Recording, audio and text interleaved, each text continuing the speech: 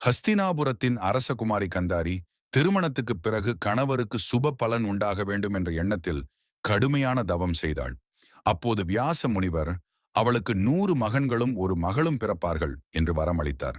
ஆனால் மாதங்கள் கடந்தும் கந்தாரி கருவுற்றும் குழந்தை பிறக்கவில்லை. அவளுடைய கோபம் பரவசமானது. அவள் தன் கர்ப்பத்தை அடித்துக் கொண்ட போது அது ஒரு பெரிய மாமிசக் குழாயாக வெளியே விழுந்தது. அதை பார்த்த கந்தாரி சோகத்தில் மூழ்கினாள். ஆனால் வியாச முனிவர் அந்த மாமிசத்தை 101 பானைகளில் வைத்தார். ஒவ்வொரு பானையிலும் நெய் நிரப்பப்பட்டு ரகசியமாக பாதுகாக்கப்பட்டது. மாதங்கள் கடந்த பின் அந்த பானைகளிலிருந்து ஒன்றுக்குப் பின் ஒன்றாக குழந்தைகள் வெளிவந்தனர்.